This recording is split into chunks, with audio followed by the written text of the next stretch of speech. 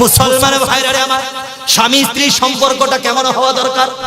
হযরতে ফাতেমাতুজ জাহরা রাদিয়াল্লাহু তাআলা আনহা নবী করিম সাল্লাল্লাহু আলাইহি ওয়াসাল্লামের ইন্তেকালের কয়েকদিন পরে ইন্তেকাল করবেন। হযরত ফাতেমাতুজ জাহরা রাদিয়াল্লাহু তাআলা আনহা নবী করিম সাল্লাল্লাহু আলাইহি ওয়াসাল্লামের চাচাতো ভাই হযরত আলী রাদিয়াল্লাহু তাআলার স্ত্রী ছিলেন, ঠিক কি না? ও মা, একটু মনোযোগ সহকারে শোনো। হযরত ফাতেমাতুজ জাহরা রাদিয়াল্লাহু তাআলা আনহু আলী রাদিয়াল্লাহু তাআলা আনহুর নাক বরাবর তাকে একটু শুয়েছে। ফাতেমার নাক আর আলীর নাক একাকার হয়ে গেছে। ফাতেমা তার বাম হাতটা দিয়েছে, আলী রাদিয়াল্লাহু তাআলা আনহু এই বাম হাতের উপরে একটু শুয়েছে। ফাতেমা ডান হাতটা দিয়া আলীর পিঠের মধ্যে শক্ত করে চাপ দিয়ে বুকের সাথে মিশিয়ে দিয়েছে। ফাতেমা বলেন, আলী গো, আমার মনে হয় আজকে রাতটাই আপনার সাথে আমার শেষ রাত। মনে হয় কিয়ামত পর্যন্ত দুনিয়াতে আপনার সাথে আর কোনো দিন রাত্রি যাপন করব না। ও আলী, যত আদর করতে ইচ্ছে করে, যত ভালোবাসতে ইচ্ছে করে আজকে আদর করে দেন, আজকে ভালোবাসেন। মনে হয় ফাতেমা আপনার সাথে আর কোনো দিন থাকতে পারবে না। আলী কাঁদতে কাঁদতে অস্থির হয়ে যায়। ফাতেমা, কারো যদি স্ত্রী মরে যায়, স্বামীটা তো একদম অনাথের মতো হয়ে যায়, স্বামীটা পাগল পারা হয়ে যায়। ও ফাতেমা, আমার কথাটা শোনো, তুমি যদি মরে যাও এই পৃথিবীটা আমার কাছে একদম বিষাক্ত মনে হবে। ফাতেমা বলতেছে, আলী যতটা ইচ্ছে আমাকে ভালোবাসেন। আলী বলতেছেন, তুমি যদি মরে যাও আমার জীবনটা বৃথা হয়ে যাবে। আলী রাদিয়াল্লাহু তাআলা আনহুকে ফাতেমা শক্ত করে জড়িয়ে ধরে বলেন, আমার স্বামী গো, জীবনে অনেক নাফরমানি আপনার সাথে করেছি, অনেক বেয়াদবি করেছি। আমি যদি মরে যাই আমার সাথে আপনি বেয়াদবি, আমি যদি মরে যাই আমার প্রতি কোনো দাবি রাখবেন না। চিৎকার করে বলুন সুবহানাল্লাহ। ফাতেমাতুজ জাহরা রাদিয়াল্লাহু তাআলা আনহা আলীকে বুকের সাথে শক্ত করে জড়িয়ে দেবে বলে, ও আমার স্বামী আলী, আমি যদি ইন্তেকাল করি আমার জানাজার ইমামতিটা কে করবে একটু জানতে চাই। আলী বলেন, ফাতেমা এই কথাগুলো কেন বলো? তুমি যদি ইন্তেকাল করো, তোমার জানাজার ইমামতি যদি আমি আলী নিজে করি, তোমার কোনো আপত্তি আছে কিনা? ফাতেমা কাঁদতে কাঁদতে অস্থির হয়ে যায়। আমার স্বামী, এই কথাটাই আমি শুনতে চেয়েছি। আমার বিবাহের পরে আমার বাবা বলেছেন, ফাতেমা রে, মক্কা মদিনার সবথেকে ধনাঢ্য সন্তানের সাথে আমি কিন্তু কোন যুবকের সাথে তোমাকে বিবাহ দিতে পারি নাই, কিন্তু মক্কা মদিনার সবথেকে ইলমি মানুষ, আমলি মানুষ, নবী বলেছেন, আনা মাদিনাতুল ইলমি ওয়া আলী বাবুহা, আমি হলাম মদিনার ইলম আর আলী হলো এই মদিনার ইলমের দরজা। চিৎকার করে বলুন সুবহানাল্লাহ। এত সুন্দর স্বামী আপনাকে পেয়েছি, আপনি যদি আমার জানাজার ইমামতি করেন, বিন্দু মাত্র আমার কপালের মধ্যে কোনো কষ্ট রবে না। আমার স্বামী, আরেকটা বিষয় একটু জানতে চাই, আমি যদি ইন্তেকাল করি, যেই জায়গায় যখন ইন্তেকাল করব ওই মুহূর্তে আমার দাফন করে দিবেন। কারণ হচ্ছে আমার জানাজার জামাত যদি একদিন দেরি করা হয়, ওই পারস্য থেকে, রাশিয়া থেকে, ইউক্রেন থেকে লোক চলে আসবে, নবীর সাহাবীরা আসবে, লক্ষ লক্ষ মানুষ আসবে, দেখবে নবীর কন্যা ফাতেমার বডিটা কেমন ছিল, লম্বাটা কেমন ছিল, স্বাস্থ্যটা কেমন ছিল, এটা আমার মোটেও পছন্দ না। আমি যেখানে মরবো ওখানেই দাফন করে দিবেন খুব দ্রুত। আলী বললেন, ঠিক আছে ফাতেমা। ফাতেমা এবার বলেন, আলী আমার স্বামী, আমি যদি ইন্তেকাল করি আমার জানাজার ইমামতি আপনি করবেন, জানাজাটা খুব দ্রুত হয়ে যাবে আমি বুঝতে পারলাম, কিন্তু আমার গোসলের কাজটা কে করবে? নবীর আম্মা জান আয়েশা রাদিয়াল্লাহু তাআলা আনহার বোন হযরতে আসমা রাদিয়াল্লাহু তাআলা আনহার কাছে আমাকে নিয়ে যান। আসমার কাছে গভীর রাতে নেওয়া হলো। বলল, আসমারে, আমি যদি ফাতেমা যাও না, আমি যদি ফাতেমা ইন্তেকাল করি, আমার গোসলটা তুমি করাইবা, কিন্তু আমার শরীরটা দেখতে পারবা না।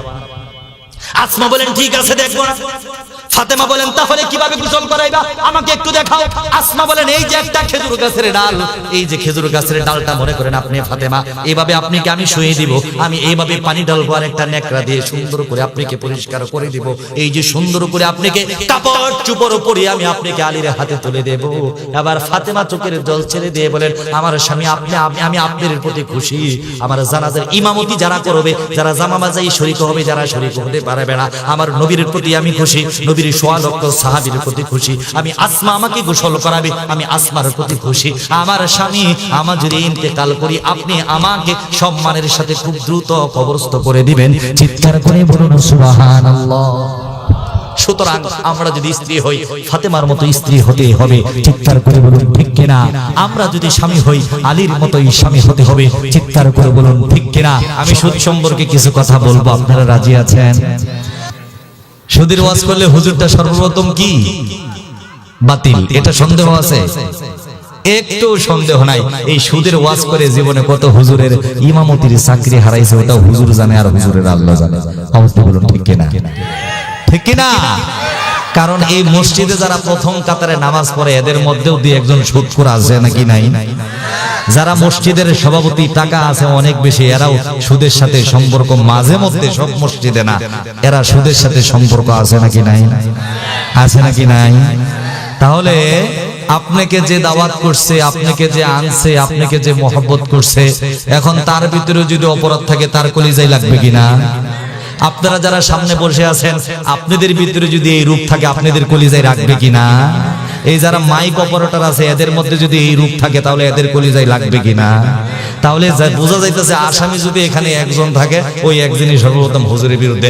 এই জাওহারীদের কে দাওয়াত করে আরেকবার দেখি। তাহলে আমারও চিন্তা হয়েছে, যেহেতু একবার এসেই গেছি, যা বলার একবারই বলে যাবো। আওয়াজ দিয়ে বলুন ঠিক কিনা? তাহলে তার মানে হলো আমি যদি সুদের ওয়াজ করে আগামীতে বাতিল, এইটা কথা সত্য তো, ঠিক না? ঠিক না? কিন্তু আমি আপনাদেরকে একটা কথা, ছোট্ট একটা গল্প বলে ওয়াজটা শুরু করে দিব। সেটা হচ্ছে সুদের ওয়াজ করলে সব থেকে বড় বিপদ হলো চাকরি যাওয়ার সম্ভাবনা আছে। দুইটা ছেলে একসাথে পড়াশোনা করেছে, একটা ছেলে খুব ভালো ওয়াজ পারতো মাদ্রাসায় যখন পড়াশোনা করেছে। তো এই ছেলে একদিন মসজিদে ইমামতি পেয়েছে, 26টা ইন্টারভিউ দিয়া প্রথম হইয়া মসজিদের ইমামতি নিছে। তার আরেক বন্ধু আসছে, বিশাল বড় মসজিদ, আইসা দেখে হুজুর শুধু খুতবা দিয়া নামাজ পড়ে দোয়া করে দিছে।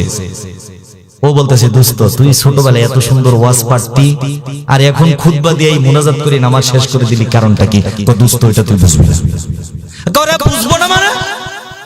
ছাত্র জীবনে বক্তৃতা দিয়া মাদ্রাসার মাঠ পর্যন্ত কাঁপাই দিতি, আর এখন তুই মসজিদে চাকরি করছ, ওয়াজই করছ না, ওয়াজ বন্ধ, কারণটা কি?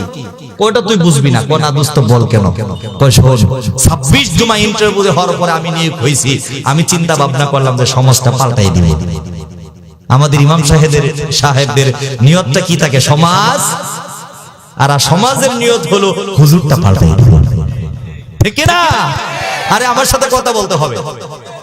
হুজুরের নিয়তটা হলো সমাজটা পাল্টিয়ে দেব, এই সমাজের মধ্যে কোনো বেপরদা মহিলা থাকবে না, এই সমাজের যুবকেরা গাঁজা খাবে না, এই সমাজের মধ্যে সুদ ঘুষ থাকবে না, এই সমাজের মধ্যে মাজারি গাজারি বাজারি পীর পূজা দয়াল বাবা মুর্শিদ বাবা কেল্লা কেবলা বাবা কেল্লা কেবা কলা খাইবা গাছ লাগাইয়া খাও, নিজের কলা রাইখা কেন অন্যের কলার দিকে টুল টুলাইয়া যাও, কিছুই থাকবে না। আর সমাজ সিদ্ধান্ত নিছে, হুজুর কোন জায়গা থেকে আসছো, 5000 টাকা বেতন তুমি সমাজে পাল্টে দিতে চাও, আমি তো সমাজের গণ্যমান্য জঘন্য ব্যক্তি, সমাজ পাল্টানো লাগবে না রে হুজুর, আগামী জুমা থেকে আমি তোরে পাল্টাইয়া দিলাম। আওয়াজ দিয়ে বলুন কথা ঠিক কিনা? এখন তো হুজুর ওয়াজ ছেড়ে দিছে। বন্ধু জিজ্ঞেস করতেছে, দোস্ত ওয়াজ করো না কেন? দোস্ত শোন, প্রথম জুমায় সিদ্ধান্ত নিলাম সুদের বিরুদ্ধে কিছু ওয়াজ করি, সমাজ থেকে যদি সুদ ঘুষ দূর হয়ে যায় তাহলে তো সমাজটা সুন্দর হয়ে যাবে, আমি সমাজটা পরিবর্তন করে দিব। প্রথম জুমা কানের মধ্যে হাত দিয়ে ওয়াজ করলাম, মানুষ তো দেখি একদম তাকবীর দিতে দিতে মসজিদের 3 তালা পর্যন্ত গরম করে ফেলাইছে। সব মানুষ সুদের ওয়াজ শুনে মনটা খুশি, সবাই চলে গেছে। মাশাআল্লাহ, সভাপতি দিয়ে সামনে বসে বসে সবাই চলে গেছে, সভাপতি বসে আছে। আমি ভাবলাম যে আজকে মনে হয় সভাপতির ওয়াজটা খুব ভালো লাগছে। আমি সালাম দিয়া মুসাফা করলাম, সভাপতি সাহেব আমি তো যাত্রাবাড়ি মাদ্রাসায় ফারেক, মাশাআল্লাহ ওয়াজ মোটামুটি ভালোই শিখছি, আর মাদ্রাসায় প্রতিযোগিতায় সবসময় প্রথম হইতাম। সভাপতি বলছে, বাদ দাও তোমার যাত্রাবাড়ি, আর বাদ দাও তোমার প্রথম স্থান, এই সুদের বিরুদ্ধে ওয়াজ করছো, আমি যে সুদ খাই এটা তোমার কেটা কইছে, এটা আগে দাও। সরিষার মধ্যে ভূত আছে নাকি নাই? হুজুর বলে, সভাপতি সাহেব কি বলেন? আপনি সুদ খান আল্লাহর রাস্তায়, এটা আমি জানি না। ও সভাপতি সাহেব, অনেক কষ্ট করে চাকরিটা পাইছি, আমার বউয়ের সিজার হবে, টাকা লাগবে, আল্লাহর রাস্তায় আল্লাহর কসম করে বলি রে সভাপতি সাহেব, আর কোনদিন সুদের বিরুদ্ধে কথা বলবো না, আমার চাকরিটা খাইয়া দিয়েন না। হুজুরও চালাক। সভাপতি বলতেছে, ঠিক আছে, আমি যে সুদ খাই, তুমি তো ওয়াজ শুধু করো নাই, আমার চোখের দিকে তাকায় তাকায় কথাগুলা বলছো, ভবিষ্যতে যদি এই মসজিদে কোনোদিন সুদের ওয়াজ করো, তোমার চাকরি যাবে তো যাবেই, তুমি বাংলাদেশের কোন মসজিদে চাকরি করবো ওটা আমি দেখে ছেড়ে দেব। হুজুর তো বিপদে পড়ছে। তো সামনের জুমা আসছে, হুজুর চিন্তা করছে সুদের ওয়াজ তো আর করা যাবে না, তো এই সমাজ তো পাল্টাতে হবে, ঠিক না? হুজুর বলছি এবারে ঘুষের বিরুদ্ধে ওয়াজ করব। কিসের বিরুদ্ধে? ঘুষ আপনারা বুঝেন? ঘুষ কোনটাকে বলে? ঘুষ বলা হয় যেই লোক অযোগ্য, অযোগ্য লোককে যোগ্য স্থানে বসাতে গিয়া যেই টাকা অবৈধভাবে কাউকে দেওয়া হয় ওটাকে ঘুষ বলে। ওটাকে কি বলে? এটা সংক্ষিপ্ত ঘুষের সংজ্ঞাটা দিলাম। আর ঘুষের আরেকটা সুন্দর সংজ্ঞা যেটা আপনাকে বলবো, ঘুষ লেখলে দুইটা অক্ষর লাগে, একটা বড় ঘ, ঘই রসুকার গু, পরে পেট কাটা মূর্ধন্য স। যদি আপনি মূর্ধন্য স বাদ দেন থাকে গু, থাকে কি? তার মানে হলো ঘুষের প্রথমে শুরু হয় গু দিয়া, প্রথমে শুরু হয় কি দিয়া? আর ঘু যদি বাদ দেন থাকে পেট কাটা মূর্ধন্য স, তার মানে বোঝা গেল যে 1 টাকা ঘুষ খাবে আল্লাহ কিয়ামতের মাঠে তাকে জাহান্নামের কেসি দ্বারা পেটটা কেটে 1 টাকা বের করবে। আওয়াজ দিয়ে বলুন ঠিক কিনা? হুজুর তো মাশাআল্লাহ চমৎকার কণ্ঠ, চমৎকার বয়ান শুরু করে দিল। 1 টাকা যেই ব্যক্তি ঘুষ খাবে, আর যেই ব্যক্তি ঘুষ দেবে, আর যেই ব্যক্তি ঘুষ গ্রহণ করবে, সাক্ষ্য হবে, ঘুষের পক্ষে লেখালেখি করবে, আল্লাহর নবী বলেন এই মানুষগুলো জাহান্নামে যাবে। কঠিন বয়ান শেষ হওয়ার পরে সভাপতি সামনে বসে আছে। মাশাআল্লাহ, সভাপতি খুব হাসি খুশি, কারণ সভাপতি কৃষক মানুষ, হাজি মানুষ, ও তো সুদ খায়, কিন্তু ঘুষ তো খাবার সুযোগ, ঘুষ তো খাবার সুযোগ নাই। কিন্তু সেক্রেটারি তো ইউনো অফিসার, সেক্রেটারি কি? সেক্রেটারি তো ইউনো অফিসার। সভাপতি চলে গেল, সব মুসল্লি চলে গেল, সেক্রেটারি দাঁড়ায় গেল, হুজুর এদিকে আসেন, কোলাকুলি করি। হুজুর বুঝা ফেলাইছে এই জুমাই দেহে একজন রয়ে গেছে, তার মানে কপালে আমার ভাড়া পড়বে। কেন সেক্রেটারি সাহেব কি হয়েছে? ওয়াজ ভালো হয় নাই? খুব ভালো হয়েছে। আমি যে ঘুষ খাই এটা তোরে কে কইছে আগে এটা কও। হুজুর কো সেক্রেটারি সাহেব আল্লাহর কসম আমি জানি না আপনি ঘুষ খান, আর এই ওয়াজ আমি আর জীবনেও করব না। হুজুর বলেন বন্ধুরে, 2টা জুমা ওয়াজ করে কোনো শান্তি পাইলাম না, কোনো মজা পাইলাম না, তাই সিদ্ধান্ত নিলাম 3য় জুমায় সুদের ওয়াজও করব না, ঘুষের ওয়াজও করব না, পর্দার ওয়াজ করব। কারণ পর্দা যারা করে মহিলা, এরা তো আর মসজিদে আসে না। এরা মসজিদে আসে? এরা তো আর মসজিদে আসে না। আমি পর্দার ওয়াজ শুরু করে দিলাম। সভাপতির দিকে তাকিয়ে দেখি সভাপতি খুব সুন্দর, হাসি খুশি, মনটা ভালো। সেক্রেটারির দিকে তাকায় দেখি সেক্রেটারির মনটা তো আরো খুব ভালো। আমি তো পর্দার ওয়াজ করতে করতে বলে ফেললাম, ও মুসলমান ভাইয়েরা, নিজের বউকে পর্দায় রাখবেন, মার্কেটেতে যেতে দিবেন না। মার্কেটেতে যাই রে আপা, মার্কেটেতে যাই, জাতমান কুল সবই গেল, ঈমান রাখা দায়। কথা বলেন ঠিক কিনা ভাই? মার্কেটেতে গিয়া আপা জুড়ে চাপা মারে, পুরুষেরা সন্তান নিয়ে পিছে পিছে ঘুরে। এতদিন দেখছি আমি পুরুষেরা করতে গিয়া হাত, এখন দেখি ম্যাডাম ফুলে চয়েস করে সাত। উপরে কাটা নিচে ফাটা, গায়ে দিয়ে জামা, এই জামা আনছে নাকি বিদেশ ফেরত মামা। আরে উড়না খানা গলায় পেছাই, বুকটাকে তার খালি, তাই না দেখে যুবকের দল ঘুরে হালি হালি। আরে বিদ্যা বেটি মেকআপ মেরে হয়ে যাই ছেড়ে, শয়তান কত করে আমি বিয়ান সাহেবা মনে করি। চিৎকার করে বলুন নাউজুবিল্লাহ। হুজুর পর্দার ওয়াজ করতে করতে বললেন, ও মুসলমান ভাইরা, স্ত্রীদেরকে পর্দায় রাখতে হবে। ও মুসলমান ভাইরা, আপনারা কখনো স্ত্রীদেরকে ডিভোর্স দিবেন না, তালাক দিবেন না। যদি তালাকটা দিয়ে ফেলেন আর আগের মাথায় তালাক দেন, আর হাসি খুশি গল্প করতে করতে তালাক দেন। যদি স্ত্রীকে তালাক প্রদান করেন, ওই স্ত্রীর সাথে আর মেলামেশা করতে পারবেন না, এক চালের নিচে থাকতে পারবেন না, স্ত্রীর সাথে সহবাস করবেন না। তালাক দেওয়ার পরে যদি স্ত্রীর সাথে সংসার করতে থাকেন, কাল কিয়ামতের কঠিন মুহূর্তে আপনাকে মহান রব জিনাকারীদের কাতারে দাঁড় করায় দিবে। আর যারা জিনাকারী হবে, আল্লাহ রাব্বুল আলামিন জাহান্নামের গর্তের মধ্যে এদেরকে উলঙ্গ করে, নারী পুরুষ একত্রিত করে লজ্জাস্থানের মধ্যে আগুন ধরায় দিবে। মানুষগুলো হাউ মাউ করে কাঁদতে থাকবে, কাঁদতে কাঁদতে অস্থির হয়ে যাবে। আমার নবী বলেন, আমি মেরাজের রাত্রে গিয়া দেখি মানুষগুলো জাহান্নামের গর্তের মধ্যে ঢুকে, লজ্জাস্থানের মধ্যে আগুন, নারী পুরুষ একসাথে কাঁদে। আমি বললাম, জিব্রাইল এরা কারা? জিব্রাইল এরা হলো ওই সমস্ত মানুষ যারা দুনিয়াতে স্বামী স্ত্রীর সম্পর্ক বেঁধে রেখে অন্যায়ভাবে যৌন সঙ্গমে লিপ্ত হতো। চিৎকার করে বলুন নাউজুবিল্লাহ। হুজুর ওয়াজ করলো, বউ ছাড়া যাবে না, আর যদি বউ ছাড়ে ওই বউকে আবার ঘরে আনা যাবে না। সব মানুষ খুশি হয়ে গেল, সভাপতি চলে গেল, সেক্রেটারি চলে গেল, সাধারণ মুসল্লিগুলো হাসতে হাসতে মনটা ভালো করে বাড়িতে চলে গেল।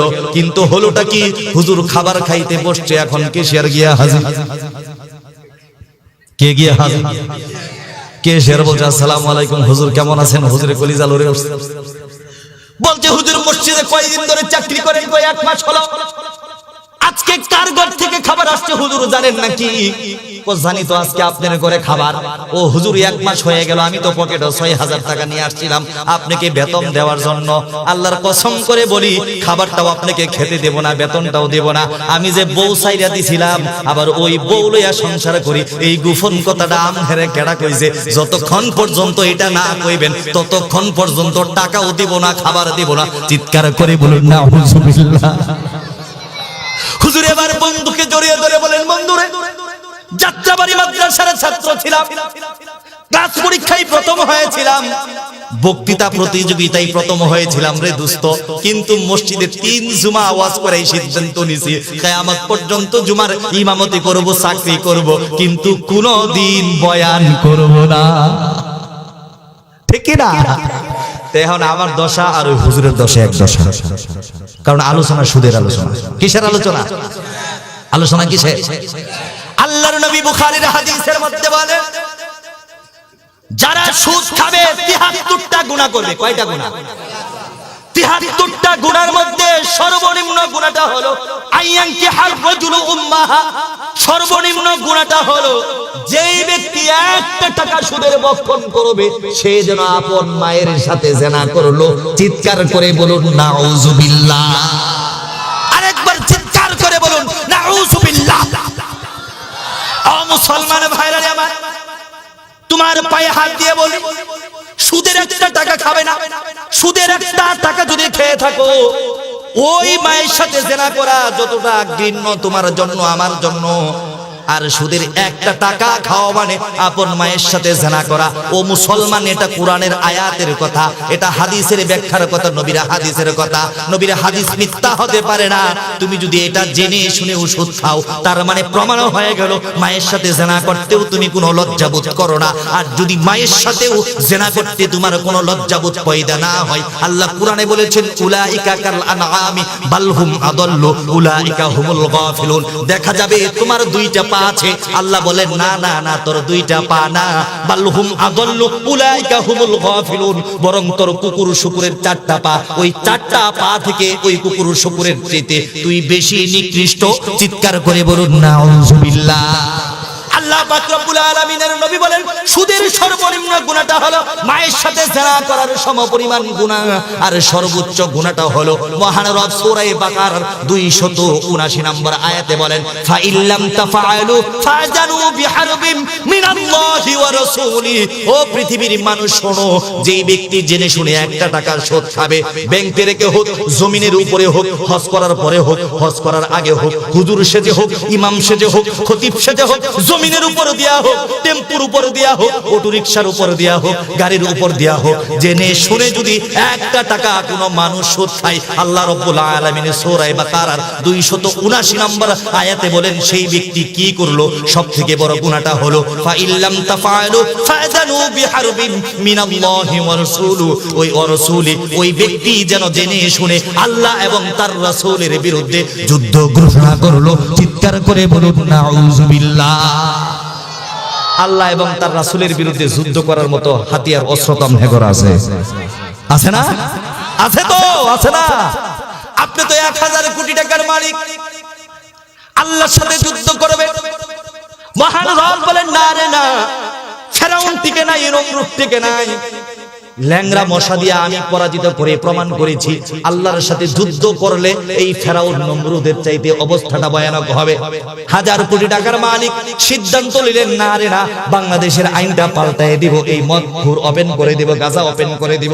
আমার মহান রব বলেন, আমার সাথে যুদ্ধ ঘোষণা করলি তো ভালো কথা, এই যে একটা হুসট খাইলি, নোকের মধ্যে একটু পছন্দ হলো, এই যে পছন্দ হলো, 1000 কোটি টাকার মালিক হলি, ময়মনসিংহ মেডিকেল থেকে ঢাকা তোকে রেফার করলো, ঢাকা থেকে থেকে তোকে সিঙ্গাপুর পাঠায়া দিল, সিঙ্গাপুর থেকে তোকে আমেরিকা, লন্ডন, ব্রিটেন, সব পৃথিবীর হাসপাতালগুলো তোকে খাইয়ে দেওয়া হলো, অবশেষে বাংলাদেশে ফিরে আনা হলো, তোর হাতটা পাটা কেটে এখানে কাটা হলো, এরপরে পছন্দ বন্ধ হয় না, তুমি তো 1000 কোটি টাকার মালিক, এরপরে উরুর উপরে কাটা হলো, এরপরে গলা পর্যন্ত তোকে কেটে তোর ইন্তেকাল হয়ে গেল। তার মানে প্রমাণ হয়ে গেল 1000 কোটি টাকার মালিক হতে পারবি, পরমাণু বোমার মালিক তুই হতে পারবি, জাতিসংঘের প্রেসিডেন্ট তুই হতে পারবি, বাংলাদেশের প্রধানমন্ত্রী তুই হতে পারবি, গোটা পৃথিবীর ক্ষমতাধর, সবথেকে ক্ষমতার অধিকারী আর সবথেকে টাকার অধিকারী হতে পারবি, কিন্তু ফাইল্লাম তাফআলু ফাআযারু বিহারবিন মিনাল্লাহি ওয়া রাসূলি, আল্লাহ এবং তার রাসূলের সাথে যুদ্ধ করার মতো কোনো দুঃসাহস তোর হবে না। চিৎকার করে বলুন ঠিক কি না? আল্লাহর সাথে যুদ্ধ করার মতো কোনো শক্তি তোমার নাই, আল্লাহর সাথে যুদ্ধ করার মতো কোনো সাহস তোমার নাই। ও মুসলমান ভাইরা, আল্লাহর নবী বুখারীর হাদিসের মধ্যে বলেন, যেই ব্যক্তি সুদ খাইলো ওই ব্যক্তি আল্লাহর কিয়ামতের কঠিন মুহূর্তে তাকে 3টা শাস্তি দেওয়া হবে। কয়টা শাস্তি দেওয়া হবে? আমার কথা আপনারা বুঝেন তো? আগামী কাল থেকে যার যেই কয়েক টাকা আছে সব একসাথে করে মাঠের মধ্যে সুদি কে কে লাগায় দিবেন, আমাকে 2টা হাত তুলে দেখান। সবাই দেখি সজাগ আছে, একজনও হাত তুলে না। সুদি টাকা লাগানো যাবে? যারা যারা লাগাইছেন ওটা আল্লাহর হস্তে সদকা করে দেন, ওই টাকার প্রতি কোনো মায়া রাখবে? মায়া রাখবেন না। আল্লাহ পাক রব্বুল আলামিন বলেন, সুদ যারা খাবে তাদের 3টা শাস্তি হবে। 1 নম্বর শাস্তি সূরা বাকারার 275 নম্বর আয়াতে আল্লাহ বলেন, আল্লাযীনা ইয়াকুলুনার রিবা লা ইয়াকুমুনা ইল্লা কামা ইয়াকুমুল্লাযী ইয়াতাখাব্বাতুহুশ শাইতানু মিনাল মাস। যারা সুদ খাবে কিয়ামতের কঠিন মুহূর্তে ওই ব্যক্তি এমন ভাবে আল্লাহর কাছে দাঁড়াইবে, মনে হবে ওই ইয়াতাখাব্বাতুহুশ শাইতানু মিনাল মাস, মনে হয় ওই লোকটাকে শয়তানে ধরেছে। কি মনে হবে? ওই লোকটাকে কি ধরছে? আপনাদেরকে একটু ব্যাখ্যা করে বুঝাই। যারা সুদ খাবে আল্লাহ পাক যেদিন কিয়ামতের কঠিন মুহূর্তে বলবে, কুম্বি ইজনিল্লাহ, আমার হুকুমে দাঁড়িয়ে যাও, সব মানুষ দাঁড়িয়ে যাবে কিনা? যে কবরে ছিল সে কবর থেকে দাঁড়িয়ে যাবে, যার লাশ নদীতে ভেসে গিয়েছিল সে নদী থেকেই দাঁড়িয়ে যাবে, যাকে আগুনে পুড়িয়ে ছাই বানানো হয়েছিল ওই ছাই থেকেই মানুষ উঠে যাবে। কুম্বি ইজনিল্লাহ, আল্লাহ যখন বলবে তখনই বান্দা লাব্বাইক বলে হাজির হয়ে যাবে। চিৎকার করে বলুন সুবহানাল্লাহ। সব মানুষগুলো হাজির হয়ে যাবে। যারা সুদ খেয়েছে তারা এমন ভাবে হাজির হবে। আপনারা মৃগী রুগী দেখেছেন? মির্কি করে বলে আপনাদের এলাকায়, ঠিক না? ওই মৃগী রুগীরে যখন মৃগী ধরে তখন ওই মানুষ এরকম কাঁপতে থাকে। কাঁপতে থাকে কিনা? পানি দেখলে কাঁপতে কাঁপতে পানিতে পড়ে যায়, আগুন দেখলে কাঁপতে কাঁপতে আগুনের মধ্যে পড়ে যায়। আমার আল্লাহ বলেন, আমার সাথে যদি তুমি সুদ খাও তাহলে ওই মৃগী রোগীর মতো কঠিন জাহান্নামের ময়দানে, হাসরের ময়দানে মৃগী রোগীর মতো তুমি কাঁপতে থাকবে, মাটির মধ্যে পিঠ তোমার শরীরটা গসতে থাকবে। 2,24,000 পয়গম্বর, হাজার কোটি মানুষ জিজ্ঞেস করতে থাকবে মহান রব। সব মানুষগুলো দাঁড়িয়ে আছে, কিন্তু মাঝে মাঝে কিছু মানুষ এরকম মৃগী রোগীর মতো খেসতেছে। এরা কারা? আল্লাহ রাব্বুল আলামিন বলবেন, ইয়াতাখাব্বাতুহুশ শাইতানু মিনাল মাসি। এরা হলো ওই সমস্ত মৃগী রোগীর মতো দেখতে যাদেরকে শয়তান স্পর্শ করেছে। তার মানে এরা দুনিয়াতে সুদ খাইতো। আজকে প্রমাণ হয়ে গেল, মসজিদের সভাপতি ছিল, কেশিয়ার ছিল, মসজিদের ইমাম সাহেব ছিল, জমিনের উপর দিয়া সুদ খাইতো, কেউ তো আর বুঝতো না। কিন্তু আজকে হাসরের ময়দানে বিচারের দিন প্রমাণ হয়ে গেল, ওই লোকটা যখন খেসতে থাকবে আর এরকম মৃগী রোগীর মতো দাঁড় ফাইতে থাকবে, গলা কাটা কবুতর মুরগির মতো যখন ছটফট করতে থাকবে, মহান রব হাজার কোটি মানুষকে, 2,24,000 পয়গম্বরকে ডাক দিয়ে বলবেন, ওরে পয়গম্বর নবী মুহাম্মদ আরবি মুস্তাফা সাল্লাল্লাহু আলাইহি ওয়াসাল্লাম, এই যে ব্যক্তিটা খেসতেছে, এই ব্যক্তিটা সুদখোর সুদখোর সুদখোর, 1 টাকা সুদে রেখেছিল, এই জন্য আজকে ইয়াতাখাব্বাতুহুশ শাইতানু মিনাল মাস, মনে হয় মৃগী রোগীর মতো লাফাইতাছে। চিৎকার করে বলুন নাউযুবিল্লাহ। আমার নবী বলেন, মুসলমান ভাইরা আমার নবী বলেন, যারা সুদ খাবে তার 2 নম্বর আরেকটা শাস্তি হবে। 2 নম্বর শাস্তিটা কি? আমি যেদিন মেরাজের রাতে জান্নাত ভ্রমণ করার পরে জাহান্নামে ভ্রমণ করলাম, আমি দেখলাম কিছু মানুষের পেটগুলা পাহাড়ের মতো বড়, কিছু মানুষের পেটগুলো এই স্টেজ প্যান্ডেলের মতো বড়, মানুষের পেটগুলো পুকুরের মতো বড়, নদীর মতো বড়, ঘরের মতো বড়। আর এই পেটের ভিতরে শত শত সাপ দংশন করতেছে। আর এই সাপগুলোর মধ্যে লা ইউসাল্লাতু আলাল কাফিরি ফি কবরিহি, হাদিসের মধ্যে নবী বলেন লা ইউসাল্লাতু আলাল কাফিরি ফি কবরিহি 99 তিন্নিনান তানহাসাহু ওয়া তালদাগুহু হাত্তা তাকুমুস সাআ লাউ আন্না তিন্নিনান মিনহা নাফাখা ফিল আরদি মা আনবাতাত খাদিরা। এই 99টা সাপের একটা সাপ যদি জমিনের মধ্যে নিঃশ্বাস ছাড়ে রে বাবা, এই মাটির উপরে সূর্যের নিচে এই পৃথিবীতে যত সবুজ গাছপালা আছে এই সব গাছগুলো তামার মতো পুড়ে ছারখার হয়ে যাবে, গোটা পৃথিবীর জমিনটা বিষাক্ত হয়ে যাবে, এই পৃথিবীর জমিতে আর কোনোদিন ফুল ফল হবে না। চিৎকার করে বলুন নাউযুবিল্লাহ। বিশাল গড়ের মতো পেট, পেটের মধ্যে সাপ দংশন করে। আমি জিব্রাইলকে জিজ্ঞেস করি, জিব্রাইল এই যে সাপ মানুষের পেটের মধ্যে দংশন করে, আর ছোট একটা মাথা, ছোট দুইটা পা, আর বিশাল বড় পেটটা নিয়ে কাঁদতে কাঁদতে অস্থির হয়ে আছে, এই লোকগুলা কারা? এই লোকগুলো কারা? জিব্রাইল বলেন, মহানবী গো, এই লোকগুলো হলো ওই সমস্ত লোক যারা দুনিয়াতে সুদ খাওয়ার মধ্যে আর ব্যবসার মধ্যে কোনো পার্থক্য করতো না। চিৎকার করে বলুন নাউযুবিল্লাহ। 2 নম্বর শাস্তি, পেটটা বড় হয়ে যাবে। এটা আপনার কাছে খুব ভালো লাগবে।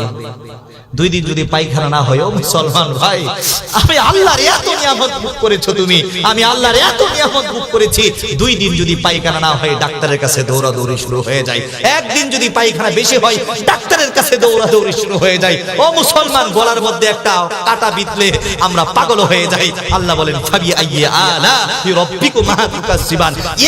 এত নিয়ামত আমি তোমাকে দিয়েছি, আমার নিয়ামতের নাশুকরিয়া করো, আমি যেদিন তোমাকে ধরবো ওদিন কিন্তু তোমার বাঁচার কোনো উপায় রবে। আমার নবী বলেন 3 নম্বর আরেকটা শাস্তি হবে।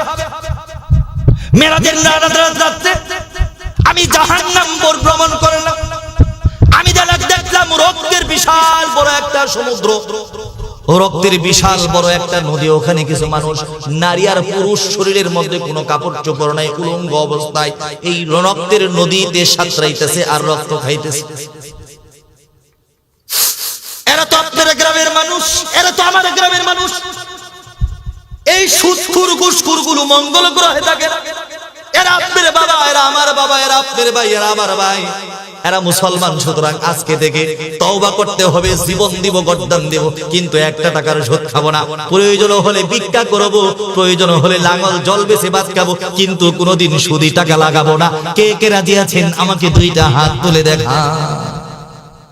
আল্লাহর নবী বলেন, জিবরাইল, এরা রক্তের নদীতে রক্ত খাইতে খাইতে উলঙ্গ হয়ে যখন তীরের কাছে আসে, যখন নদী থেকে উঠা পড়ার চেষ্টা করে, বিশাল বিশাল বড় ফেরেশতা হাতের মধ্যে বিশাল বড় পাথর নিয়ে ওই বান্দার মাথার মধ্যে নিক্ষেপ করে বান্দার মাথার মগজটা এই তরমুজের মতো ফেটে চৌচির হয়ে ওই নদীর মধ্যে পড়ে যায়। নদীর মধ্যে লোকটা আবার মাথা একত্রিত হয়ে যায়, ওই লোকটা আবার রক্তের সমুদ্রের ভিতরে চলে যায়। লোকটা যতবার রক্তের গরম উত্তপ্ত রক্তের দরিয়া থেকে ওঠার চেষ্টা করে, মহান রবের হুকুমে ফেরেশতারা তার মাথার মধ্যে বড় বড় পাথর নিক্ষেপ করে। আমার নবী বলেন, জিব্রাইল, এরা কারা? আমার জিব্রাইল উত্তর দেন আমার নবীকে, ও নবী রাহমাতুল লিল আলামিন, এরা হলো আপনার ওই সমস্ত উম্মত যারা দুনিয়াতে সুদ খাওয়াকে বড় পছন্দ করতো। চিৎকার করে বলুন নাউযুবিল্লাহ। সুদ খাওয়া যাবে? ঘুষ খাওয়া যাবে? সুদি কারবার করা যাবে? সুদি কারবার যারা করবে তাদের এই 3টা শাস্তি হবে। ও মুসলমান, আমার তো মনে হয় আজকে রাত্রের জন্য এই ওয়াজটা যদি আমাদের কলিজার মধ্যে ঢুকে, আর কিয়ামত পর্যন্ত আমাদের ওয়াজ শোনার দরকার। কিন্তু আমরা সারা রাত ওয়াজ শুনতে রাজি, কিন্তু যেই কাজ করি ওই কাজ ছাড়তে রাজি, ওই কাজ ছাড়তে রাজি না। আমার যুবক গাঁজা খাই, যুবক সারা রাত ওয়াজ শুনতে রাজি, কিন্তু ওয়াজ যেখানে শেষ ওখানে গাঁজার কলকি ডলা শুরু হয়ে যায়। আওয়াজ দিয়ে বলুন ঠিক কিনা? আমরা ছোটবেলা দেখতাম 30 বছর 35 বছর বয়সে মানুষ গাঁজা খাইতো, বিড়ি খালুজি, বড় ভাইকে দেখলে লজ্জা শরমে বিড়ি ফালাই দিয়া জুতা দিয়া ডলা দিয়ে। চিৎকার করে বলুন ঠিক কিনা? আর আমার বর্তমান বাংলাদেশের 8 বছর বয়সে গাঁজা শুরু করে 15 বছর বয়সে গাঁজা খাওয়া বাদ দিয়া মদের লাইসেন্সের জন্য সরকারের সাথে আন্দোলন করে। চিৎকার করে বলুন ঠিক কিনা? এমন একটা ঘটনাই তো গত 2-3 দিন আগে থেকে আইন কায়েম হয়ে গেল, মদের লাইসেন্স দেওয়া হবে। আমি শুধু একটা কথাই বলতে চাই, তোমরা ভেবেছো কি সব উলামায়ে কেরাম মৃত্যুবরণ করবে, জেলখানায় চলে যাবে, এরপরে বাংলাদেশে মদের লাইসেন্স বাতিল করতে হবে, বাতিল করতে হবে, বাতিল করতে হবে। শাহজালালের জমানে মদের লাইসেন্স বাতিল করতে কে কে রাজি আছো? দুই হাত তুলে আমাকে দেখাও, চিৎকার করে বলো আল্লাহু আকবার। মদের লাইসেন্স চলবে না? চলবে? মুসলমান মদের লাইসেন্স চলবে? আজকে যদি মদের লাইসেন্স বাংলার জমিনে কায়েম হয়ে যায়, সমস্যাটা কোন জায়গায় দাঁড়াবে? আপনার মনে হবে আপনার ইচ্ছে মদ খাবেন, আর মনে হয় ইচ্ছে মদ খাবেন না। কিন্তু সমস্যাটা দাঁড়াবে, লাইসেন্স যদি কায়েম হয়ে যায়, চোরখাই মুড়ে মদের বার হবে। বুঝতে পেরেছেন? আপনার চিন্তা, মদের লাইসেন্স হলে আমার কি সমস্যা? আমার তো সমস্যা নাই, আমি তো মদ খাবো না। চোরখাই মুড়ে যদি মদের লাইসেন্স সহ দোকান হয়ে যায়, আমি মদ খাবো না, একথা সত্য। আমার ছোট ভাই, আমার সন্তান মদ খাবে, এই কথাটা তার চাইতে বড় সত্য। চিৎকার করে বলো ঠিক কিনা? আরেকবার চিৎকার করে বলো ঠিক কিনা? প্রধানমন্ত্রী আপনাকে বলতে চায়, আপনি মদ খাবেন না, এই কথা সত্য। আপনার ভবিষ্যৎ প্রজন্ম মদ খাবে, এই কথাটা তার থেকে বেশি হাজার কোটি গুণ সত্য, কোটি গুণ সত্য। চিৎকার করে বলো ঠিক কিনা? এই জন্য মাননীয় প্রধানমন্ত্রী, আপনাদের পায়ে হাত দিয়ে বলি, মাননীয় সংসদ সদস্যবৃন্দ, আপনাদের পায়ে হাত দিয়ে বলি, অন্তত মদের লাইসেন্সটা বাতিল করুন। আপনারা লাইসেন্স দেন, আবার আপনারাই বলেন যে মদ খাওয়া নিষেধ, খেতে পারবেন না, এটা নিষেধ। এটা কেমন কথা? এটা কেমন কথা? আপনার ছেলেকে আপনি রিভলভার চালানো শিখাইছেন, আপনার ছেলেকে বলছেন মানুষ মারতে পারবি, আবার আপনার ছেলেকে বলছেন যদি ধরা পড়া খবর আছে। ও ভাই, রিভলভার হাতে তুলে দিয়া মানুষ মারার হুকুম দিয়া ধরা পড়লে খবর আছে, এই কথাটা যত বোকামি, মদের লাইসেন্স দেওয়া তার থেকে হাজার কোটি গুণ বোকামি। চিৎকার করে বলো ঠিক কিনা? তোমরা মনে করো আমার সমস্যা হবে না। আরে বাবা, তোমার তো সমস্যা হবে না, বৃদ্ধ বাবার তো সমস্যা হবে না। বৃদ্ধ বাবার যে 6টা নাতি, ওই 6টা নাতি মদ খাবে, এটার মধ্যে কোনো সন্দেহ? আমি তো মদ খাবো না, আমার ভাইটা খাবে, আমার ভাই খাবে না, আমার ভাতিজা খাবে, আমার ভাতিজা খাবে না, আমার সন্তান খাবে। আর আল্লাহ পাক কুরআনের মধ্যে আয়াতে বলেছেন, ইয়া আইয়ুহাল্লাযীনা আমানু, তোমরা যারা ঈমান এনেছো, ইন্নামাল খামরু ওয়াল মাইসিরু ওয়াল আনসাব, তোমরা যারা ঈমান এনেছো মদের দ্বারের কাছেও যাবা না। যদি যাও তোমরা অপবিত্র হয়ে যাবা। যদি পবিত্র থাকতে চাও, মদকে তোমরা পরিহার করবা, জীবন মদকে তোমরা পরিহার করবা, সমস্ত মূর্তি পূজাকে তোমরা পরিহার করবা, নাপাক জিনিসকে তোমরা পরিহার করবা। ওই যে তীর মারে, তীর দিয়া ভবিষ্যৎ নির্ণয় করে। বিপিএল খেলা হয়েছে, রাজস্থান জিতবে নাকি কলকাতা জিতবে, তীর মারবে, নির্ধারণ করে দিবে যারা রাজস্থান জিতবে। এই কথা যে বিশ্বাস করবে তার ঈমান থাকবে, তার ঈমান থাকবে। চিৎকার করে বলুন, তার ঈমান থাকবে? তার ঈমান থাকবে না, এই কথাটা ভুল। গণকের হাত থেকে বিশ্বাস করেছেন আমি তো গাড়ির চাকায় পড়ে মারা যাব। এত সুন্দর ভদ্র আপনি হয়েছেন, জীবনে গাড়িতে উঠেন নাই। একদিন ঠেলে ঠুলে আপনি গাড়িতে আপনি তো উঠবেন না, কিন্তু কোনো একদিন একটা বালুর টাকা আইসা আপনার ঘরের মধ্যে তুইলা দিয়া গাড়ির চাকার মধ্যে আপনি ঘুরে হয়ে গেছেন। আপনি মৃত্যু থেকে পালাতে চান, আপনি মৃত্যু থেকে পালাতে পারবেন না, কারণ আপনি তো মৃত্যুকে খুঁজেন না, মৃত্যু তো আপনাকেই খুঁজে। তাই তো আমি বলি, কবরের মধ্যে কোনো গোশ চলে না নাকি চলে? চলবে নাকি? কবরে কোনো এয়ার কন্ডিশন থাকবে নাকি? আজরাইল ঘুষ নেবে নাকি? যত দাও সোনা দানা, আজরাইল ঘুষ নিবে না? নিবে?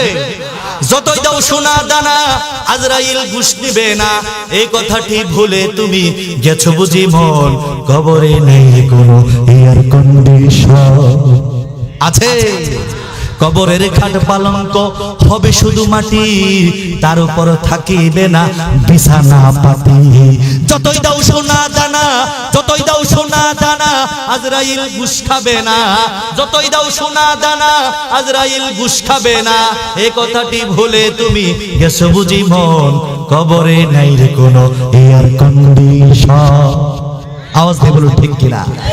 এই জন্য মদ আমাদের দেশে চলতে পারে, মুসলিম দেশে মদ চলতে পারে, কাফেরের দেশেও মদ চলতে পারে না, মদ খাওয়া ভালো না, ভালো মানুষে মদ খায় না। যারা মদ খায় মানুষও তাদেরকে ভালো বলে, ভালো বলে। আপনি 1000 কোটি টাকার মালিক, আপনার মদের লাইসেন্স আছে, খাইতেছেন, ভালো কথা, কিন্তু ভালো লোকের মেয়ে আপনার কাছে বিয়া দিবে না, দিবে? তাহলে খারাপ জিনিসের জন্য তুমি আন্দোলন করে মরে যাও, তার মানে তোমার কপালে বিপদ আছে। আপনারা জানেন বর্তমান পৃথিবীতে একটা যুদ্ধ শুরু হয়েছে কিনা? ইউক্রেন এবং রাশিয়ার যুদ্ধ। রাশিয়া ইউক্রেনকে সিংহ হরিণের ঘাড় যেরকম মোটকে খেয়ে ফেলে, রাশিয়া ইউক্রেনকে এরকম ভাবে ঘাড় মোটকে খেয়ে ফেলছে, ঠিক কিনা?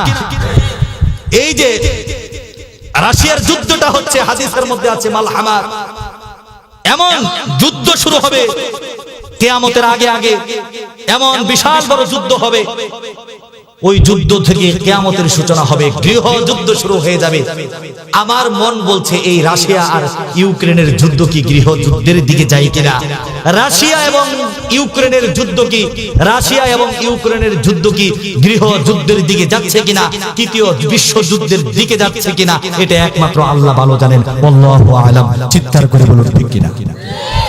আপনারা জানেন এই পৃথিবীতে মুসলমানদের উপর ইহুদি নাসারা হায়না বাহিনী যতটা নির্যাতন করেছে, পৃথিবীর কোন জাতি ওই জাতির উপর এতটা নির্যাতন করেছে।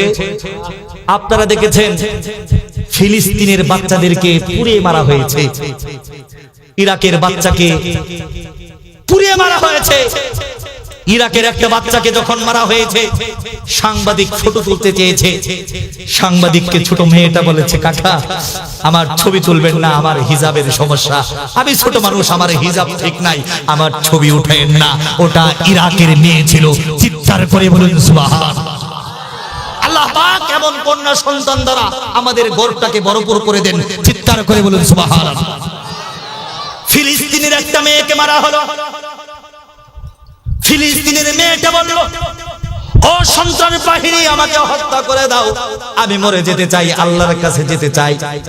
দুনিয়াতে খাবারের কষ্ট আছে, আমি যদি ইন্তেকাল করি জান্নাতে চলে যাব, আমার জান্নাতে মালিকের দরবারে খাবারের কোনো কষ্ট না, আমি মরে জান্নাতে যেতে চাই। দুনিয়ার বাদ জালের তো দাম হয়ে গেছে, আমি ছোট রাজকুমারী কন্যা, আমার খাবার জুটে না, আমি ফিলিস্তিনের কন্যা, আমাকে মেরে ফেলো, আমাকে হত্যা করো, আমাকে শাহাদাত বরণ করো। 8 বছরের বাচ্চাটা বলেছিল আমি জান্নাতে গিয়ে রুটি খাবো, গোশত খাবো। তখন কোনো কালো মিডিয়া, হলুদ সাংবাদিক, কানাদার জালদের কপালে তখন কিন্তু আমার বাংলাদেশের কোনো চ্যানেল, ইন্ডিয়ার কোনো চ্যানেল, পাকিস্তানের কোনো চ্যানেল, এই গোটা পৃথিবীর নাস্তিক রাম বাম পৃথিবীর কোনো রাষ্ট্র কিন্তু বলে নাই এইটা যে অত্যাচার হচ্ছে, বড় জুলুম হচ্ছে।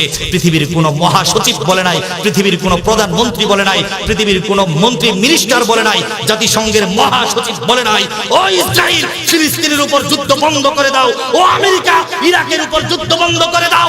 আজকে যখন রাশিয়া রাশিয়া যখন ইউক্রেনের উপর যুদ্ধ ঘোষণা করেছে, গোটা পৃথিবীর নাস্তিক আমার প্রধানমন্ত্রীগুলো পাগলপাড়া হয়ে গোল টেবিলের বৈঠক শুরু করে দিয়েছে, যুদ্ধ বন্ধ করা হোক, যুদ্ধ বন্ধ করা হোক।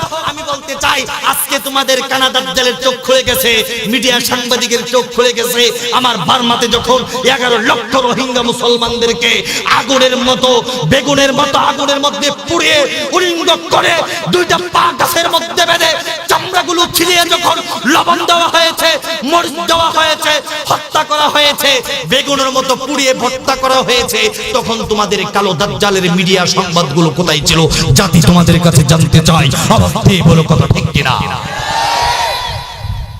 11 লক্ষ বার্মার রোহিঙ্গার মুসলমানদেরকে মারধর, অত্যাচার, নিপীড়ন করে বাংলার জমিনে পাঠিয়ে দিল কিনা? আমার বাংলার টেকনাফ থেকে তেতুলিয়া এই রোহিঙ্গা ছেয়ে গেছে কিনা? আমার বাংলাদেশের সেই উখিয়াতে, আমার বাংলাদেশের কক্সবাজারের এক কোণাতে ওই বিশাল একটা এলাকা রোহিঙ্গারা দখল করেছে কিনা? আগামী 30 বছর পরে এই 11 লক্ষ রোহিঙ্গা তার কুটি হয়ে যেতে পারে কিনা? আমি গোটা পৃথিবীকে বলতে চাই, তোমরা যদি বার্মার প্রধানমন্ত্রীকে যদি বলতে, ও বার্মার প্রধানমন্ত্রী, একটা রোহিঙ্গার উপর যদি অত্যাচার করা হয় তোমাদের বার্মা আমরা দখল করে ফেলবো, তখন যদি আমেরিকা তোমার যদি তখন কপাল খুলতো, তোমার চোখটা যদি তখন খুলে যেত, ও চীন ও পারস্য, তখন যদি তুমি উদ্যোগ নিতে, তাহলে 11 লক্ষ রোহিঙ্গা আজকে পিতা মাতা জমি ছাড়া পিতা ছাড়া হয় না। চিৎকার করে বলুন কথা ঠিক কিনা? আমরা বাংলাদেশে, আমরা পৃথিবীতে আর কোন মুসলমানের উপর অত্যাচার, নির্যাতন, নিপীড়নের স্টিমার রুলার দেখতে রাজি না। কে কে রাজি আছেন? আল্লাহ রাস্তে দুইটা হাত তুলে আমাদেরকে দেখান। আল্লাহ পাক আমাদেরকে মুসলমানের পক্ষ অবলম্বন করার তৌফিক দান করুন। সকলে বলুন আমিন। মুসলমান ভাইরা আমার, আজকে আমাদের সমাজে শান্তি নেই। শান্তি আছে? কেন শান্তি নাই? আমরা সকলেই সুন্দর সমাজ চাই, শান্তিময় পৃথিবী চাই, কিন্তু নিজে সুন্দর হইতে রাজি, নিজে সুন্দর হইতে রাজি না। স্বামী চাই তার স্ত্রীটা যেন পর্দায় থাকে, স্ত্রী চাই তার স্বামীটা যেন নামাজ পড়ে, কিন্তু স্বামী নামাজও পড়বে না আর স্ত্রী পর্দাও করবে না। কিন্তু স্বামীর অভিযোগ হলো আমার বউ পর্দা করে না, আর বউয়ের অভিযোগ হলো আমার স্বামী নামাজ পড়ে না। ঠিক কি না? বুখারীর 29 নম্বর হাদিসে আল্লাহর নবী বলেন, ফাইন্নী উরিতুকুন্না আকসারু আহলিন নার। আমি যেদিন মেরাজে ভ্রমণ করতে গেলাম, ওদিন মেরাজের মধ্যে দেখলাম অধিকাংশ মহিলাই জাহান্নামী। অধিকাংশ মহিলা জাহান্নামী। মা তোমার পায়ে হাত দিয়ে বলছে, একটু শোনো। আল্লাহর নবী হাদিসের মধ্যে বলেন, মহিলারা একটা কথা বলার কারণেই জাহান্নামে চলে যাবে। কয়টা কথা? একটা কথা বলার কারণেই মহিলারা জাহান্নামে চলে যাবে। আর এই একটা কথা তোমার মা, তোমার স্ত্রী, তোমার বোন তার স্বামীকে দিনে কয়বার বলে, একটু চিন্তা করার দরকার আছে কিনা? আল্লাহর নবী জিবরাইলকে বলেন, ফাইন্নী উরিতুকুন্না আকসারু আহলিন নার। বুখারীর 29 নম্বর হাদিস বলছি, ও জিবরাইল, জাহান্নাম ভ্রমণ করলাম, দেখলাম অধিকাংশ মহিলাগুলো জাহান্নামে। কেন? তারা কি অপরাধ করেছে? ইবনে আব্বাস থেকে হাদিস বর্ণিত, জিবরাইল বলেন, ও নবী, এরা জাহান্নামে আছে একটা কথা বলার কারণে। একটা কথা যদি কোনো স্ত্রী তার স্বামীকে বলে, জাহান্নামে চলে যাবে। ও মুসলমান ভাই আমার, একটা কথা কি একটু শোনার দরকার আছে কিনা? নবী করিম সাল্লাল্লাহু আলাইহি ওয়াসাল্লাম ইবনে আব্বাস রাসূলকে বলেন, রাসূল ওই কথাটা কি ছিল? নবী বলেন, আমি জিবরাইলকে জিজ্ঞেস করলাম এরা কেন জাহান্নামে যাবে। আবার নবী উত্তর দিলেন, ও জিবরাইল উত্তর দিলেন, ও নবী শুনুন, এরা একটা কথা বলার কারণে জাহান্নামে। এরা কুফরি করে কি করে? আমার নবী, দয়ার নবী, মায়ের নবী, প্যার নবী, মাহবুবের নবী, আকাই নামদার তাজদারে মদিনা মুহাম্মদ আরবি মুস্তাফা সাল্লাল্লাহু আলাইহি ওয়াসাল্লাম বলেন, এরা কি আল্লাহর সাথে কুফরি করে? না, এরা আল্লাহর সাথে কুফরি করে না, এরা স্বামীর নাশুকরিয়া করে। চিৎকার করে বলুন নাউযুবিল্লাহ। এরা স্বামীর নাশুকরিয়া করে। ইবনে আব্বাস বলেন, রাসূল স্বামীর নাশুকরিয়া কাকে বলে? আমার নবী বলেন, একজন স্ত্রীকে তুমি 10 বছর ডাল ভাত গোশত তুমি খাওয়াইবা, একদিন যদি পান থেকে চুন খসে পড়ে, একদিন যদি চুন থেকে পান খসে পড়ে, ওই মহিলাটা সাথে সাথে বলবে, তোমার কাছ থেকে জীবনে কোনোদিন ভালো ব্যবহার পাইলাম না। এই কথাটা মেয়েরা বুঝি বলে না? আপনি রাজমিস্ত্রির কাজ করেন, 600 টাকা আপনার বেতন। স্ত্রী বলেছে, আজকে চাল শেষ, ডাল শেষ, তেল শেষ, মরিচ শেষ, দারুচিনি শেষ, আদা রসুন পেঁয়াজ সব শেষ হয়ে গেছে, আপনাকে বাজার করতে হবে। মহাজনকে বলেছেন, ও মহাজন, আজকে আমাকে 2000 টাকা দেন, বাজার করব। মহাজন 2000 টাকা দিয়েছে। চাল কিনেছেন, ডাল কিনেছেন, তেল কিনেছেন, নুন কিনেছেন, সবকিছু কিনে যখন বাড়িতে গেছেন, মনটা বড় খুশি, আজকে বউ আদর করব। ঠিক কিনা? স্বামী যদি ভালো খাওয়াইতে পারে, ভালো পড়াইতে পারে, সব থেকে বেশি খুশি কিন্তু স্বামীটাই হয়। আপনার বাজার দেখে বউয়ের মনটা খারাপ হয়ে গেছে। কেন বউ এত বাজার করলাম, মনটা খারাপ কেন? বউ বলতেছে, তোমার বাজারের ব্যাগের মধ্যে সব পাইলাম, কিন্তু পান তো পাইলাম না। স্বামী বলেন, ওটা তো ভুলে গেছি। তখন বলে, ডঙ্গের বইরা, তোমার চেহারা দেখতে পছন্দ, তোমার চেহারা দেখতে পেট ভরবনি, তোমার সাথে বিয়া হইয়া জীবনে কোনোদিন ভালো ব্যবহার পাইলাম না। তোমার সাথে বিয়ে না হইয়া যদি উজ্জ্বল পাগলার লগে বিয়া হইতো, জীবনটা বড় ধন্য হয়ে যাইতো। চিৎকার করে বলুন নাউযুবিল্লাহ। দয়ার নবী, মায়ের নবী, প্যার নবী, মাহবুবের নবী, আকাই নামদার তাজদারে মদিনা মুহাম্মদ আরবি মুস্তাফা সাল্লাল্লাহু আলাইহি ওয়াসাল্লাম বলেন, যে স্ত্রী তার স্বামী বলবে, তোমার কাছ থেকে জীবনে কখনো ভালো ব্যবহার পাই নাই, আমার নবী বলেন, ওই স্ত্রীটা কিয়ামতের কঠিন মুহূর্তে বিনা হিসেবে জাহান্নামে চলে যাবে। আওয়াজ দিয়ে বলুন নাউযুবিল্লাহ। তাহলে মা আপনার প্রশ্ন জাগতে পারে, আমাদের স্বামীরা যে মদ খা গাঁজা খা মারধর করে হুজুর, তখন কি বলবো? তখন ধৈর্য ধারণ করবেন, নয়তো সংসারে ছেড়ে দিবেন, কিন্তু স্বামীর সাথে কখনো বেয়াদবি করবেন না। আমার নবী বলেন, যদি পৃথিবীতে মানুষকে সাজদা করা যায় হতো, আমি প্রত্যেকটা মেয়েদেরকে বলে দিতাম, তোমরা তোমাদের স্বামীর পায়ে সাজদা করো। চিৎকার করে বলুন সুবহানাল্লাহ। এখন তো বেড়ারা খুব খুশি রে খুশি, হুজুর এতক্ষণ আপনারা কইছেন, আগামীতে দেখি বেড়া দাওয়াত দেয় না, এবারে দাওয়াত দিতে আন্দোলন করা লাগতেও পারে, কারণ এই গ্রামের সব মানুষ তো আমারে চেনে না, কিন্তু আগামীতে আপনারা দাওয়াত দিব, আমরা রাজি আছি, কারণ আপনি মহিলা করে যে কথা কইছেন আমাকে খুশি কইরা দিয়েছেন। চিৎকার করে বলুন সুবহানাল্লাহ। খুশি হয়ে গেছেন ঠিক কিনা? স্ত্রীর হক আদায় করতে হবে না। বুখারীর হাদিসের মধ্যে আল্লাহর নবী বলেন, আয-যুলমু যুলমাতুন ইয়াউমাল কিয়ামা। 20 বছর বয়সে 15 বছর মেয়েটাকে বিবাহ করেছো, আল্লাহর কোরআনের আয়াতে বলেন, লিল্লাযীনা ইয়াউলুনা মিন নিসাইহিম ইয়ারবুসু আরবাআতি আশহুর। এই বউটাকে রেখে 4 মাসের বেশি দূরে থাকতে পারবে না। বউটাকে রেখে যদি 4 মাসের বেশি তুমি গার্মেন্টসে চাকরি করো, আর ওখানে প্রতিবন্ধী কালো মেয়েটারে বিয়ে কইরা কুটকুট করো, আর যদি মনে করে ওই 30 বছরের বউটার খবর নিব না, আল্লাহর নবী বলেন, আয-যুলমু যুলমাতুন ইয়াউমাল কিয়ামা। কিয়ামতের কঠিন মুহূর্তে স্ত্রীর উপর হকটা নষ্ট করার কারণে তোমাকে জাহান্নামে যাওয়া লাগবে। চিৎকার করে বলুন সুবহানাল্লাহ। জাহান্নামে যাওয়া লাগবে, চিৎকার করে বলুন নাউযুবিল্লাহ। মুসলমান ভাইরা আমার, তাহলে স্ত্রীর হক নষ্ট করলে বিপদ আছে কিনা? বিপদ আছে কিনা? বিপদ আছে। আপনি একটা রুই মাছ আনছেন, 10টা মাছের টুকরা হয়েছে। আমি কথাটা অনেক জায়গায় বলি, কারণ ইনসাফ এই সমাজে প্রতিষ্ঠা করতে হবে, আমাদেরকে ইনসাফ কেউ প্রতিষ্ঠা করতে দিবে না। আপনি স্ত্রী সন্তানের সাথে ইনসাফ প্রতিষ্ঠা করতে পারেন না, আপনি যদি চেয়ারম্যান হন আপনি চোর হবেন। আপনি ইনসাফ স্ত্রী সন্তানের সাথে প্রতিষ্ঠা করতে পারেন নাই, আপনি যদি মসজিদের ইমাম হন ভণ্ড ইমাম। আপনি ইনসাফ প্রতিষ্ঠা করতে পারেন নাই, আপনি যদি দেশের প্রধানমন্ত্রী হন আন্তর্জাতিক গাদ্দার হবেন। চিৎকার করে বলুন ঠিক কিনা? ইনসাফ প্রতিষ্ঠা করতে হবে। একটা মাছ এনেছো, 10টা পিস করেছো, 10টা পিস করার পরে তোমাদের ঘরের মেহমানের সংখ্যা হলো 10 জন, সদস্যর সংখ্যা 10 জন। তোমার ছেলে আরেকটা বন্ধু আনছে, হয়ে গেছে 11 জন। এই 10টা মাছ 10 জনে খাইলো, পুত্র বধূ মাছ খাইলো না, তোমার বউটা মাছ খাইলো না। আল্লাহর কসম করে বলি, বউটা মাছ খাইলো না, পুত্র বধূটা মাছ খাইলো না। মালিক হওয়ার পরে পুত্র বধূকে তুমি জিজ্ঞাসা করলা না? আমার নবীর হাদিস যদি সত্য হয়, আয-যুলমু যুলমাতুন ইয়াউমাল কিয়ামা, এই জুলুম করার কারণে তোমাকে জাহান্নামে যাওয়া লাগতে পারে। চিৎকার করে বলুন ঠিক কিনা? পুরুষদেরকে বলতে চাই, মেয়েদের সাথে 4টা ভালোবাসার সম্পর্ক করবেন। কয়টা? বউয়ের সাথে 4টা রোমান্টিক সুন্নাত পালন করবেন। কয়টা? আম্মা জান আয়েশা বলেছেন, খাদিজা বলেছেন, আমাদের রাসূল আমাদেরকে এতটাই ভালোবাসতেন। এই 4টা সুন্নাত যদি মহিলাদের সাথে আদায় করেন, আপনার বউ আপনাকে ভালোবাসবে তো বাসবেই, আপনার জন্য জীবন দিয়ে দিবে। চিৎকার করে বলুন সুবহানাল্লাহ। 1 নম্বর সুন্নাতটা বলবো, আম্মা জান আয়েশা বলেছেন, আমার নবী আমার উরুর উপরে মাথা রেখে কোরআন তেলাওয়াত করত। সুবহানাল্লাহ। এখন আপনারা কে কে বউয়ের উরুর উপরে টুনার উপরে মাথা রেখে কোরআন তেলাওয়াত করছেন? আমার একটা হাত তুলে দেখা। হুজুর আপনি এত শরম ছাড়া, আগামীতে দাওয়াত দিব না তো দিবই না, আগামী 12 বছরের মধ্যে ঈদগাহ মাঠের মধ্যে আপনারা কেডানের দেখে বইয়ের কুলের মধ্যে মাথা রেখে কি কোরআন তেলাওয়াত করেছেন? না না না। আমার আয়েশা সিদ্দিকা রাদিয়াল্লাহু তাআলা আনহা আম্মা জান বলেন, ও পৃথিবীর মানুষ শোনো, আমার নবী যোহরের নামাজ পড়ে ঘরে আসতে ঘুমাইতেন, আমার উরুর উপরে মাথাটা রাখতেন, কোরআন তেলাওয়াত শুরু করে দিত।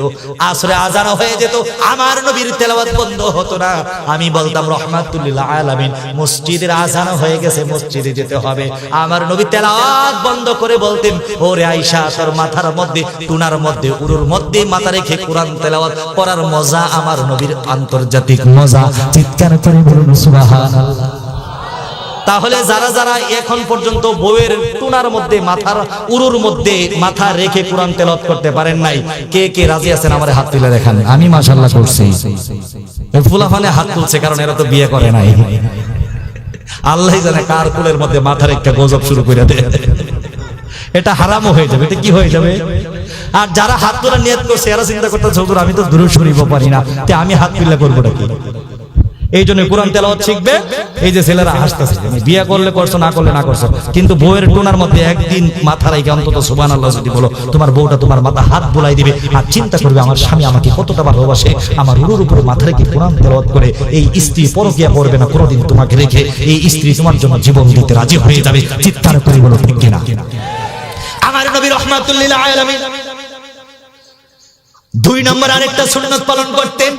আম্মা জান আয়েশা বলেন, আমার নবী যখন ঘর থেকে বের হয়ে যেতেন রাহমাতুল লিল আলামিন তার ডান হাতের তালুটা দিয়ে আয়েশা আমাকে ডাক দিতেন, বলতেন আয়েশা এদিকে আসো। আমি আয়েশা নবীর কাছে যেতাম, রাহমাতুল লিল আলামিন তার হাতের তালু দিয়া আমার গরমাক্ত কপালটা, ময়লাযুক্ত কপালটাকে মুছে দিয়ে নবীর বিজা 2টা ঠোঁট দিয়ে আমার কপালের মধ্যে চুমু দিতেন। চিৎকার করে বলুন সুবহানাল্লাহ।